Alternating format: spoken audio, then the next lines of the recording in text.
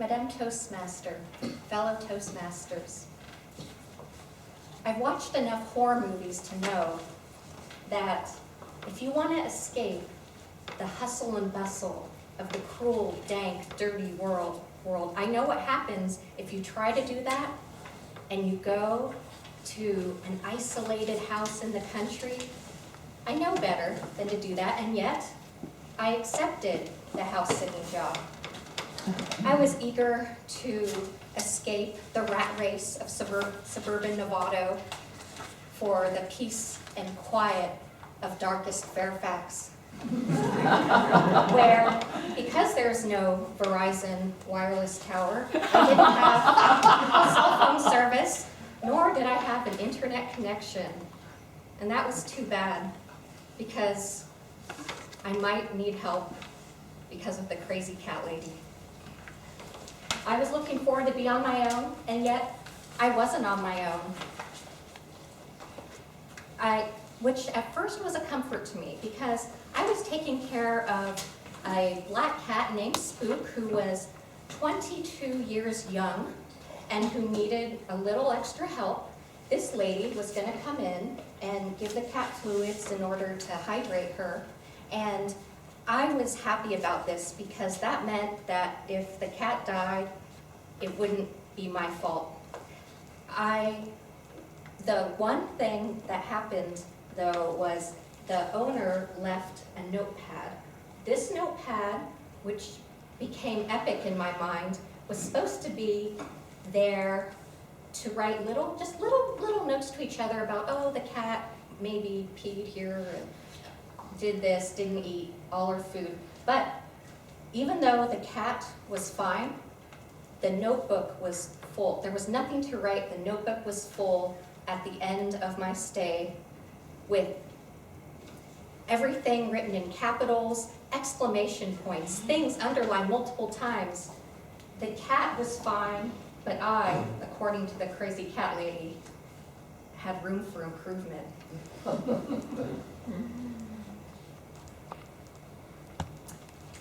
It started with a note about the kitty litter. I was not to leave the kitty litter scoop so close to the kitty litter box. She signed each missive kindly Elizabeth, for that was her name.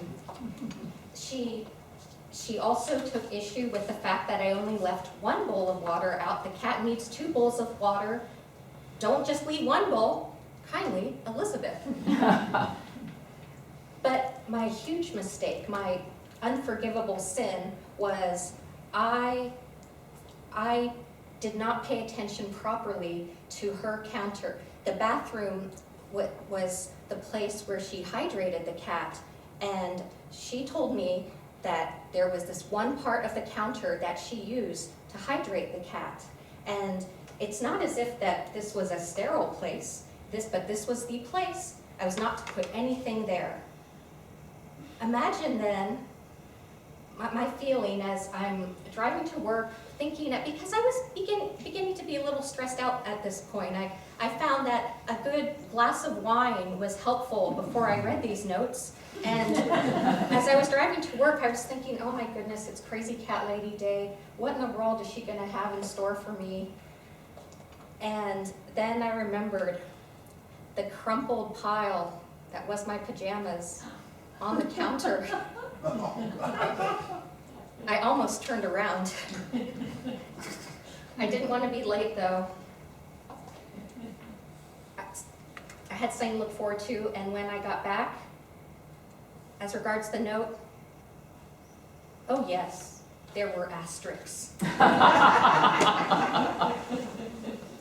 There were asterisks and there were repercussions, because I got the message, and by this time, I knew better than to leave things on the counter, and so she moved on to the rest of my education, which was the bedroom.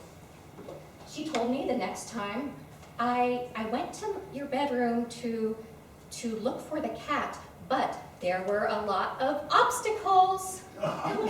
Kindly, Elizabeth.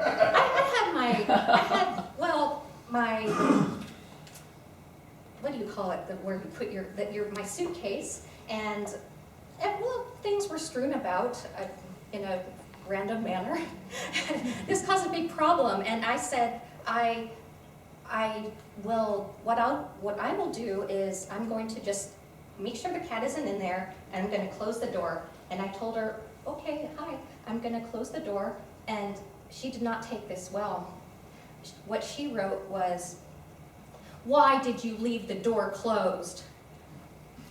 And I said, because that is where I hide the dead bodies of crazy cat ladies who have crossed me in the past. And there's room for you too. That's what I wanted to say. I didn't. Although this did take on a whole fantasy life, I thought about what would happen if I took one shiny penny and left it on the counter. Would it drive her over the edge? What could I write in the notes that would make for hilarious comebacks from her? Wasn't there a book called 101 Things to Do with a Dead Cat? What if I left a dog-eared copy around and open with highlighted passages? What would she write? Maybe I could post it on the internet. I decided, though, that at this point I was getting a little crazy myself. I had a cat already. If I start doing things like this, I might become a crazy cat lady that would never date again. I decided then, and this sustained me, the thought of being able to do a Toastmaster speech about her sustained me for the rest of my time. It really did. It honestly did. And I'll tell you, at the end of the time, although I, again, had learned my stuff from horror movies, I went to the car, I had not left it running, I fumbled with my keys, got in, peeled out of there, and I knew that I could physically leave the crazy cat lady. Alas, though, she'll always haunt me. Thank you.